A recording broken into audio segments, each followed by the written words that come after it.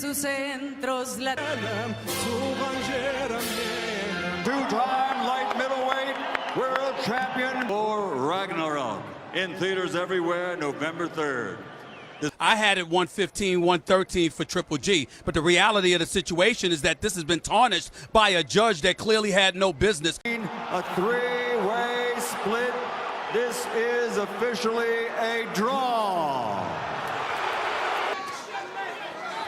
Those punches are starting to find a way through. And a right hand over the top. And if Canelo wins, you're going to get that third fight in September. Of course I won. I'm ready. I'm staying today in Vegas because I want this fight. Golovkin, you are next, my friend. Promotor Tom Loeffler mengatakan bahwa Gennady Triple G Golovkin akan kembali beraksi lagi pada bulan Desember ini melawan seorang petinju yang saat ini masih belum ditentukan. Akan tetapi, dia juga mengatakan bahwa pertandingan trilogi melawan Canelo Alvarez dimungkinkan akan digelar pada tahun 2022.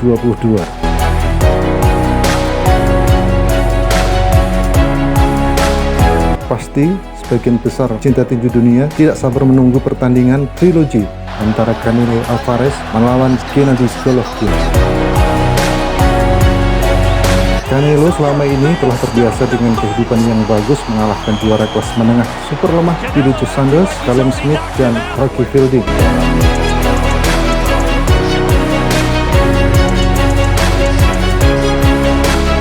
Kemudian dia juga akan menyelesaikan tugasnya saat melawan seorang Caleb Payne pada 6 November mendatang, dan tentu saja Canelo tidak akan pernah melihat lagi ke arah Golovkin setelah itu.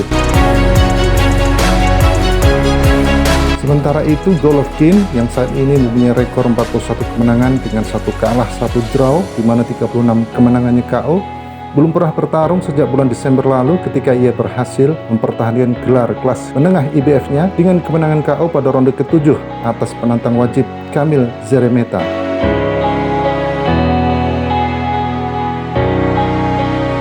Sejak pertarungan itu, ada pembicaraan dari promotor Matchroom Boxing Eddie Hearn bahwa Golovkin akan menghadapi juara WBA kelas menengah super Ryota Murata dalam pertarungan unifikasi pada bulan Desember mendatang.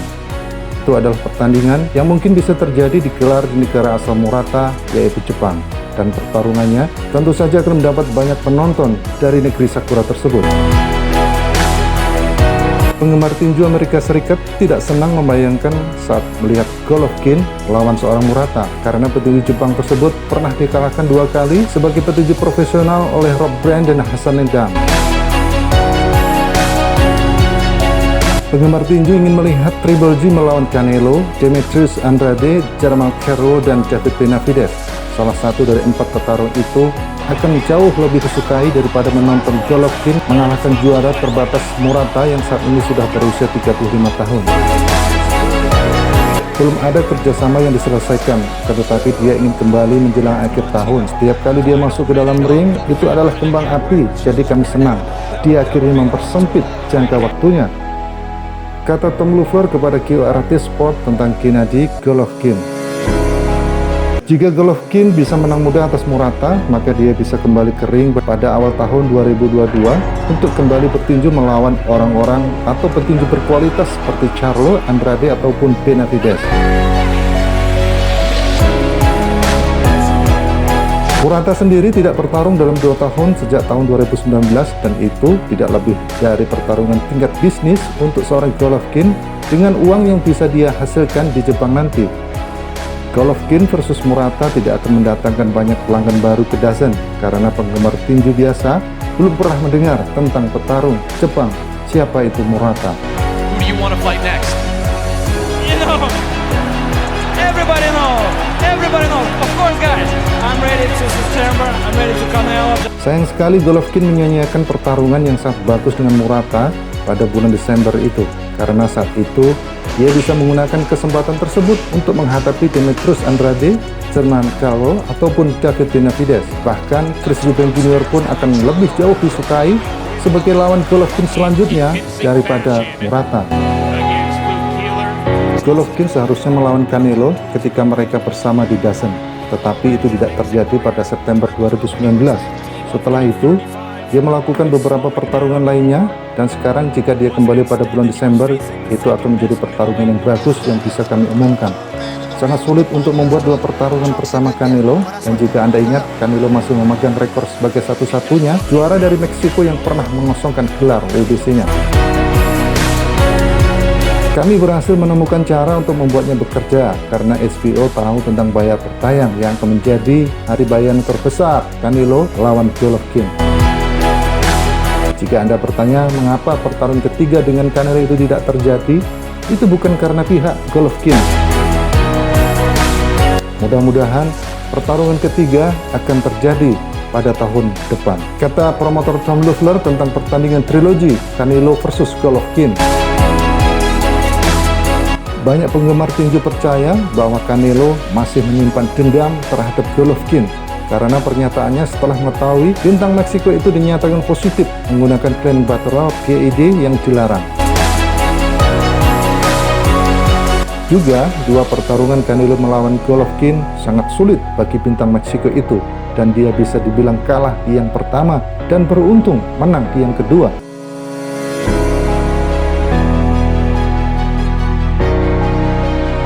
Jika Anda mencetak gol pada pertarungan itu, cukup jelas bahwa Golovkin memenangkan 6 ronde untuk mendapatkan hasil yang imbang. Canelo diberi kemenangan keputusan 12 ronde yang dipertanyakan, akan tetapi itu tampak seperti hasil imbang yang jelas karena dia mengeluarkan pukulan dengan buruk di babak kedua, memberikan hampir setiap ronde. Golovkin terlalu berbahaya bagi Canelo, dan dia kemungkinan akan terus berbelok di pertarungan ketiga dengannya itu. Canelo memberitahu pada para penggemar tinju bahwa tujuannya adalah menjadi juara di kelas menengah super yang tak terbantahkan.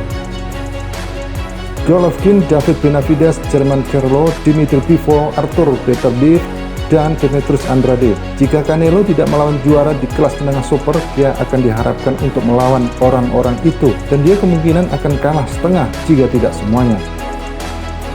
Tidak ada yang tahu pasti apakah pertandingan antara Canelo Alvarez ataupun Gennady Golovkin ini, pertandingan trilogi mereka, akan mampu diwujudkan meskipun itu pada tahun 2022 mendatang.